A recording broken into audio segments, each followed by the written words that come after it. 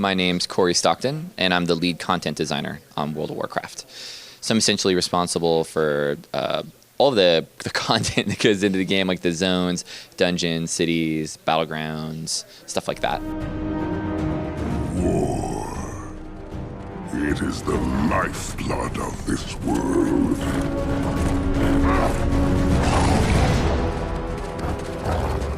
We are its children.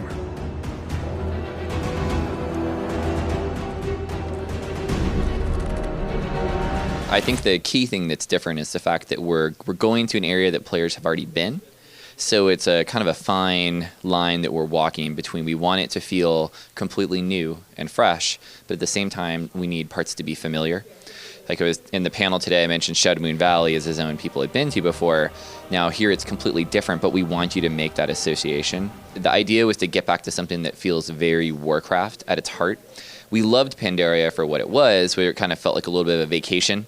It had the conflict with Alliance and Horde that we really wanted, story-wise, but I think we knew it was time to get back to really that core Warcraft feeling, which should feel very familiar. What we're going to be injecting into it is the concept of the Timeless Isle, exploration, things like finding treasures and dynamic events along the way.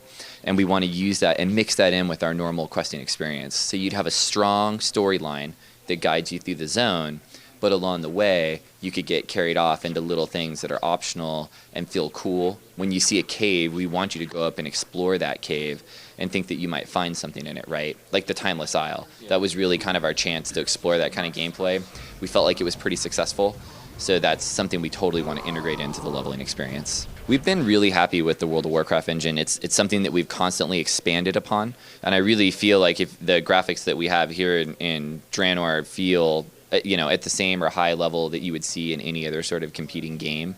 So it's not a matter of us rewriting it. It's more of like, what are some features we can add, to help keep it up to date. So one of the big new things is with these character models, we have to have LODs. Like World of Warcraft never had LODs for its models before, and now we will with this system.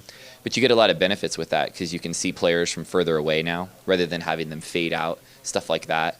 And we've just constantly added improvements, things like shadows and water, stuff like that. And those kind of improvements will continue to happen in Draenor. You'll see the same kind of stuff.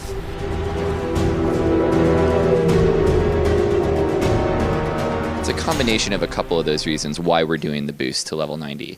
Part of it is that we want you to be able to play with friends, and as you mentioned, having so many expansions makes that really difficult. Someone can pick up the game, and might be weeks. For some people, it could be a month or more, to be able to play with their friends. So I think that's the number one reason we would do it. It's just so that people can get in there as quick as they can with friends.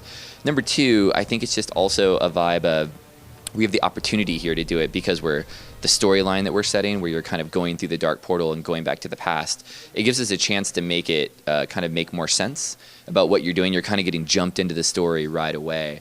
That opening experience that I was describing on the panel, where both Alliance and Horde will kind of start like a Death Knight kind of area, that's really going to explain all of that stuff to people. And there's going to be two versions of that. There'll be a version of that for players that are already level 90, and they'll play through it one way, but there'll also be a modified version for players that boost, that will basically, will have a way to give out some of their abilities slower, just similar to the Death Knight experience where we gave you your talent points as you played. We're looking at doing something very similar in that area.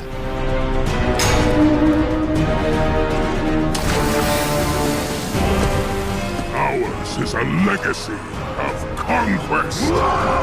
We're adding a level 100 row of talents. So we're going to do that, but that's really, we're trying not to change the classes too much, to be honest. We feel pretty good about where they are. They're clearly going to get some new stuff from the talent tree. And then as they're leveling through from 90 to 100, we're planning to do something, we don't have a final name for it yet. We're going to talk about it a little bit tomorrow, but we want to give the classes a way to buff their current spell, but it's going to be random. So imagine you're leveling from 90 to 100, right? So we'll pick 10 spells, like let's say Fireball for a mage, and randomly each time you hit a level, we'll pick one of those and give it to you. So like it increases your Fireball damage by like 30% or something, but your friend might get something different. But by the time you guys are both level 100, you'll have everything.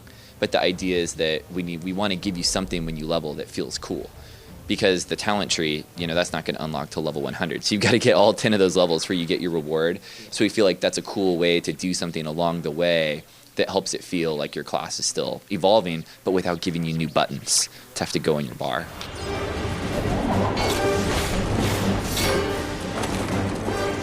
We're definitely planning to do a new world PvP zone.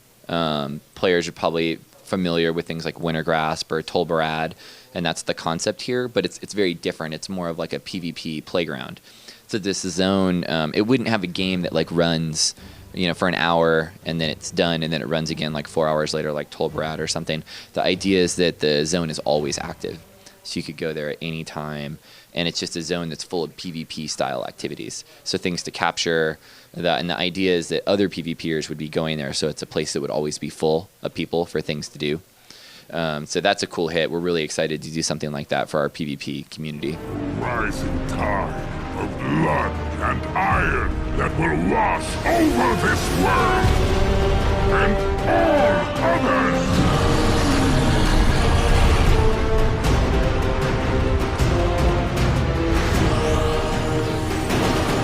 What I'm playing right now is a Night Elf Druid, and I've probably played that Druid for, maybe 3 years now.